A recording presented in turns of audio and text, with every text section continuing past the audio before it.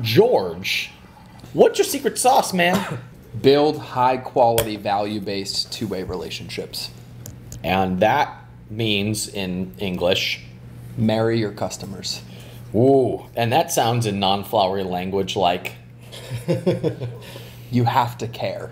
So there's somebody watching this like, I just want to make money. Mm-hmm. What do you tell that person?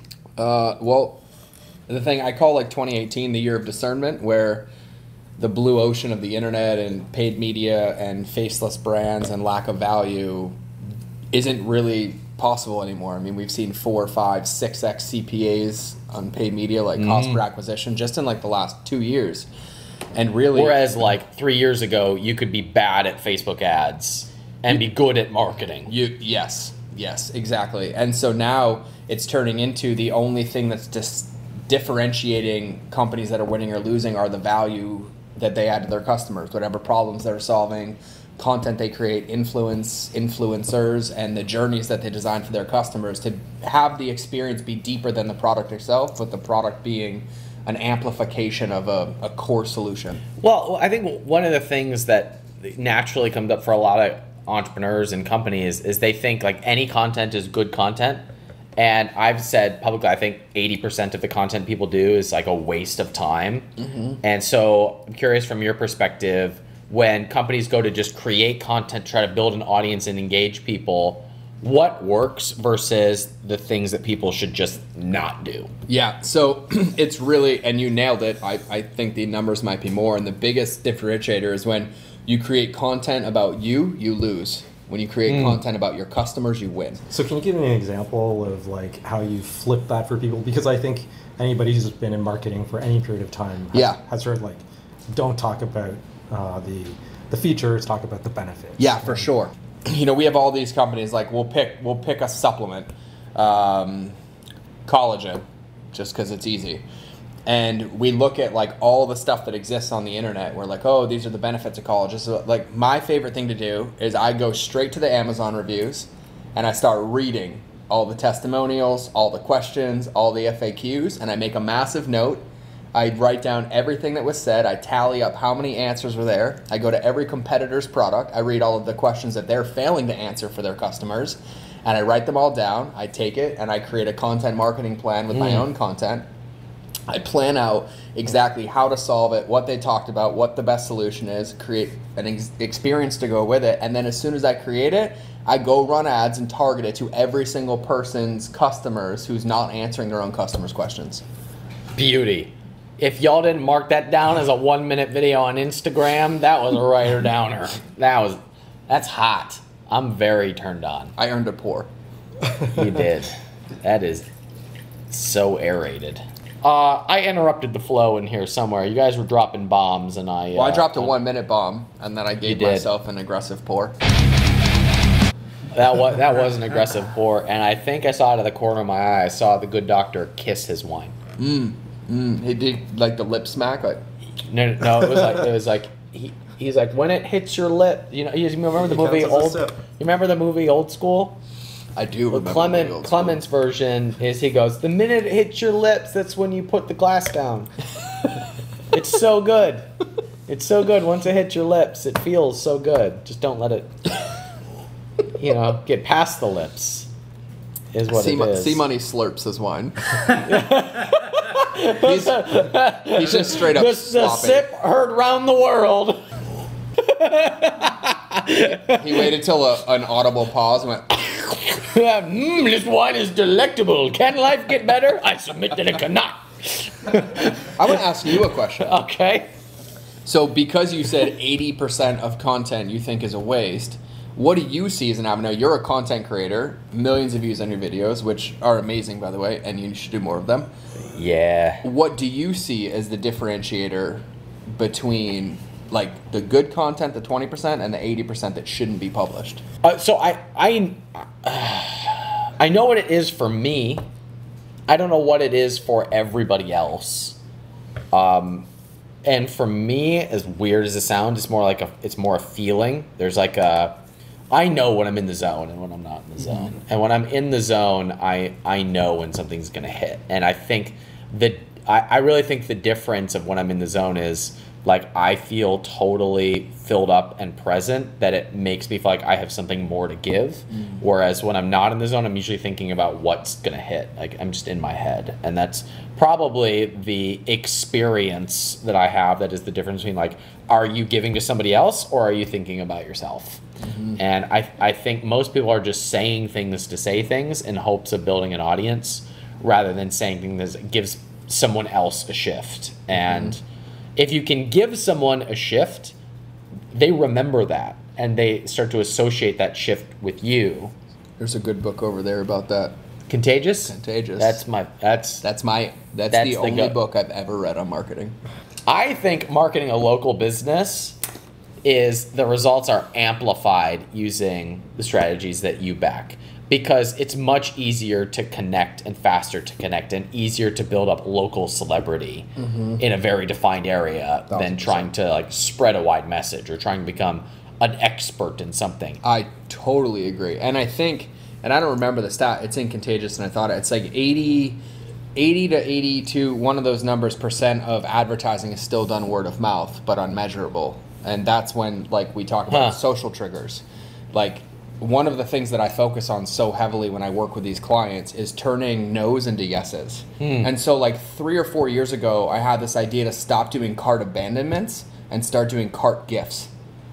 And I wanted to mess around with the psychology of reciprocity when it comes to marketing. And my thesis wasn't like the whole bullshit of like you get somebody to say yes 5 times, they'll buy more. That's crap. And so rather than be like, hey, let me insult your intelligence, you forgot something, it's like, I didn't forget shit. I left on purpose because your product sucks.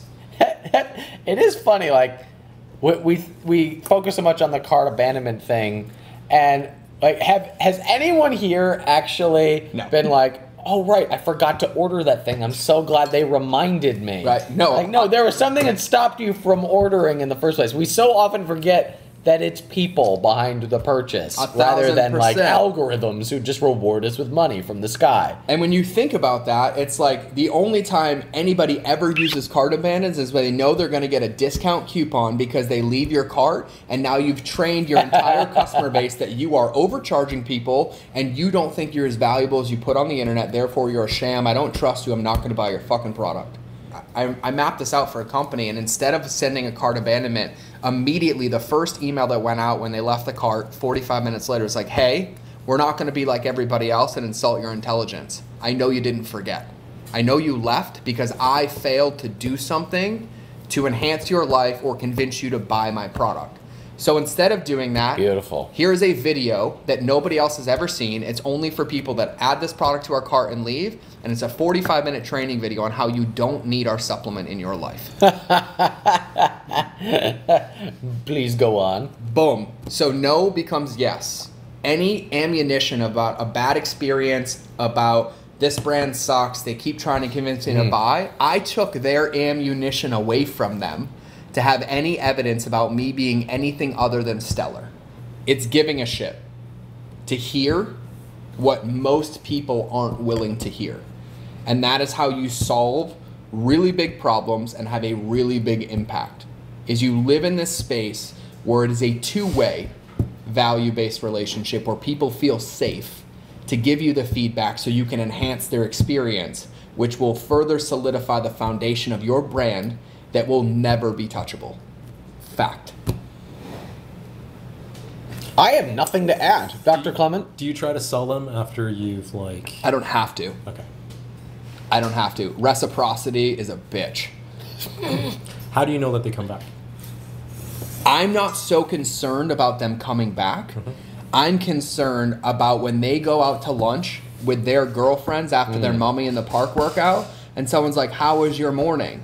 The average person gives 10 brand recommendations or non-recommendations in the first 90 seconds of a conversation.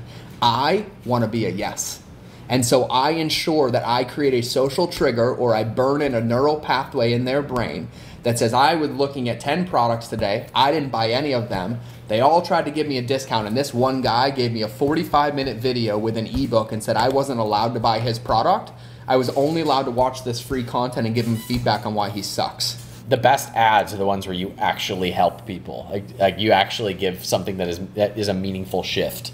for somebody else. There's no need to overthink the copy points in like today's world. It's just what actually gives somebody the shift. So I guess like you're also saying you're not ever trying to build viral videos. You're just trying to solve problems. And Like, as much as I love the Squatty Potty and I think that those videos are fucking amazing, I don't think that that's a good, sustainable, or scalable business.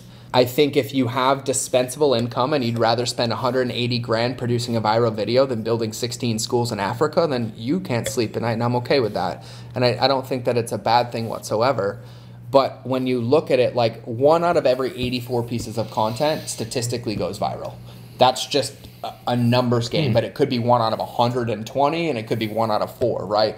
There's so many variables that come to virality that are completely unpredictable. But virality is a transaction. It's the equivalent of a one-night stand. You get your rocks off, you get the dopamine hit, and then you have nothing on the back end. Consistency builds value over time, and when you build a solid foundation, rather than have a hockey stick, you have a steady growth pattern that continues forever, and you never have to worry about crashing because it was built on foundational principles that will forever stand the test of time, agnostically of the platform, the products, or the current state of the economy. Hey, T-Coin, I'm sorry to do this. Could I bother you for H2O? My liver needs support. I do have a question. You mentioned that you've only ever read one marketing book. It's Contagious. Yep. What else do you do to kind of learn to grow? I fucking love this question. Love this question. I hate reading. I'm stupid. I would love a picture book for marketing, which would be amazing for me. I think one of the biggest problems that exists in our culture today is that people spend way more time consuming content than they do creating it or solving problems. And so I made a rule with myself that I was only allowed to consume an hour of content per week.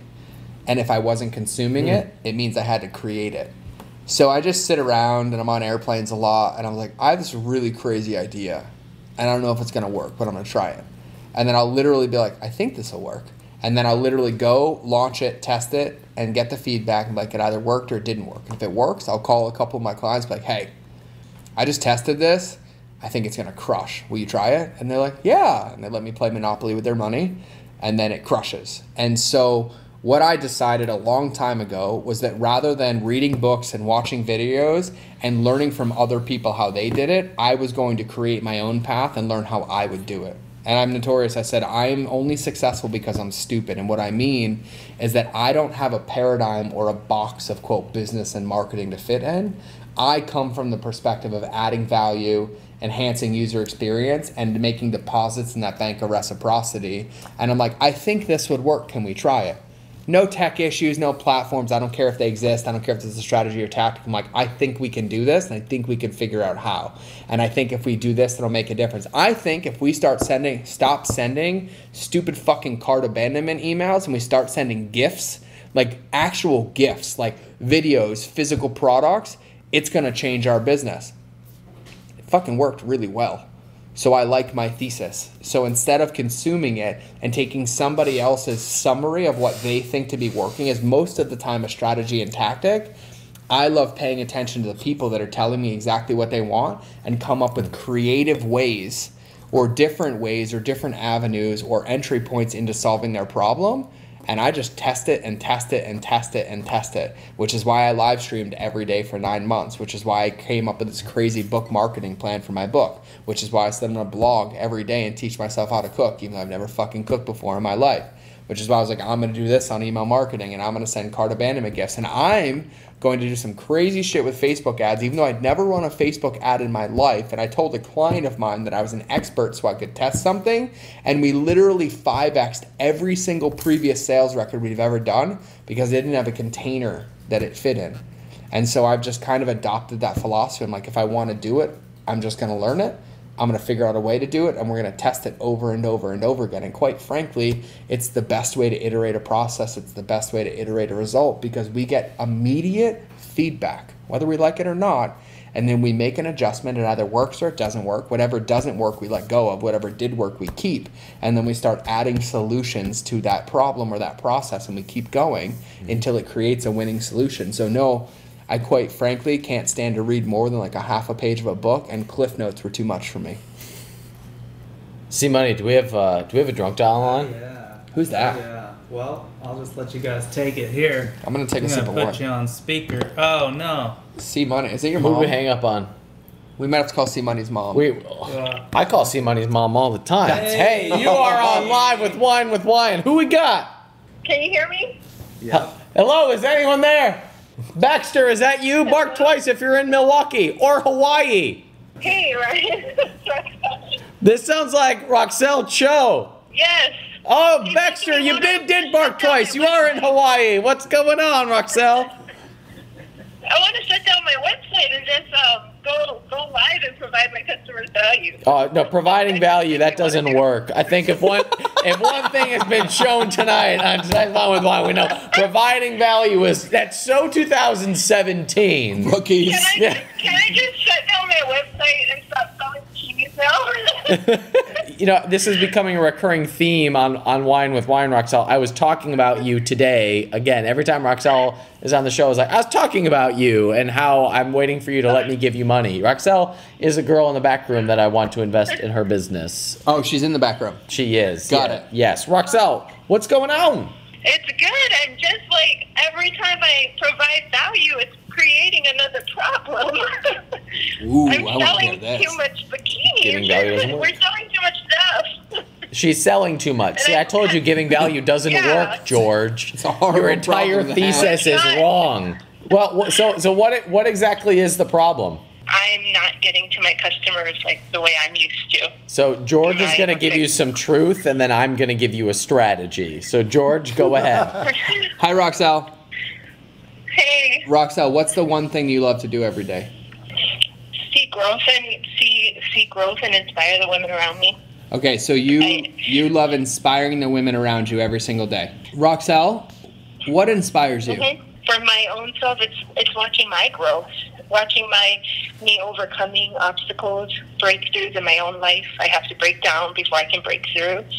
I know I can attain to more, so I continue pushing and pushing and pushing, even though I don't have to necessarily for my own life. I just know that if I continue, I can impact further. And then with my own story, it seems to have an impact around me. Okay, and then what are the things every day that you do that you don't enjoy doing that stop you from inspiring other women? Well, running a business. No.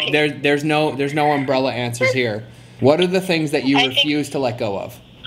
Probably the marketing end of it, because I feel like I'm having to learn like how to build funnels and Facebook marketing and all of that, just in order for me to tell my story. Just because it's basically I'd grown the business out of my garage, used to doing everything and then handing it off.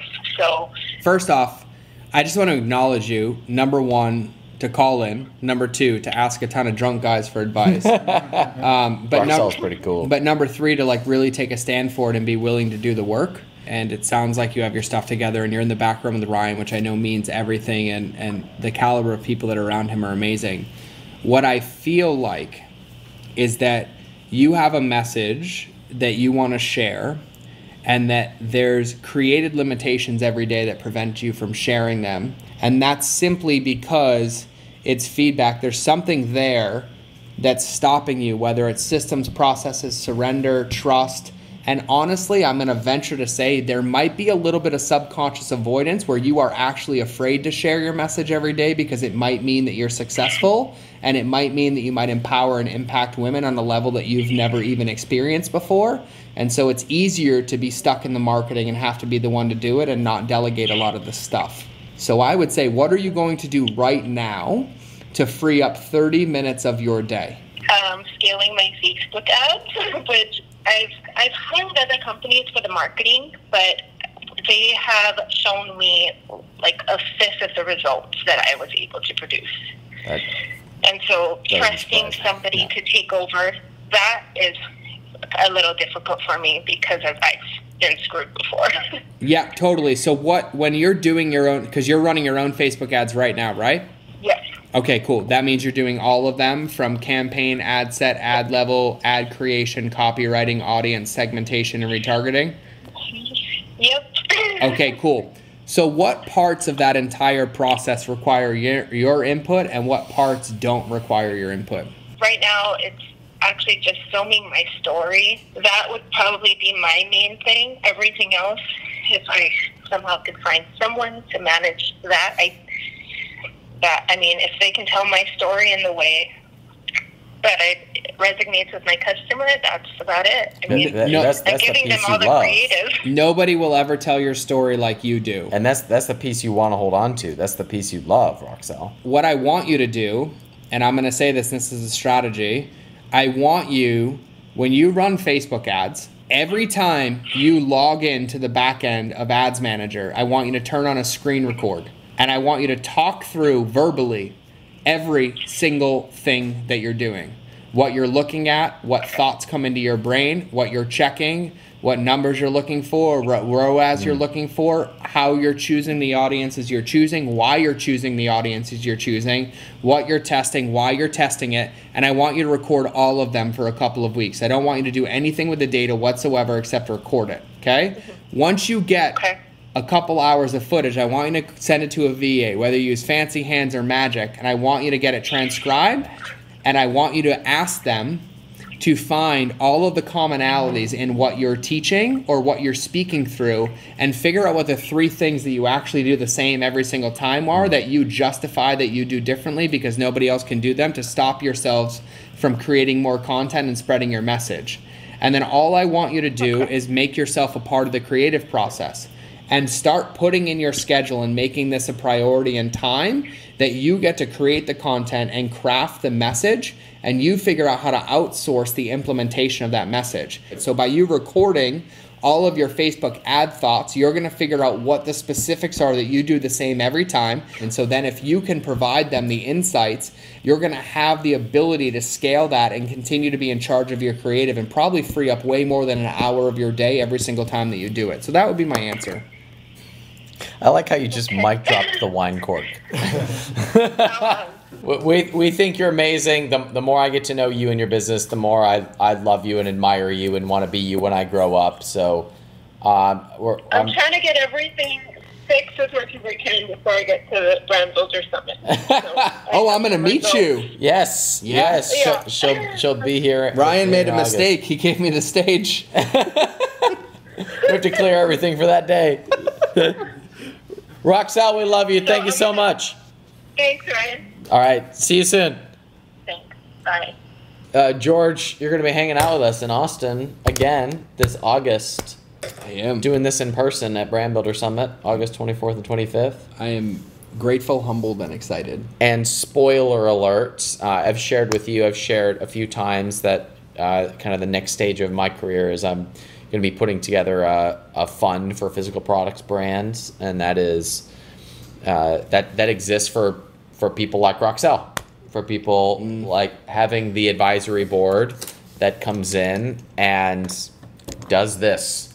I also want to thank you personally for challenging me to be greater than I have given myself credit for being up until this point, for being more authentic, for being truer to myself, for holding me accountable to the things that I say, for speaking truth in ways that very few people are willing to do, for showing up as you, for being vulnerable, and for sharing with these people.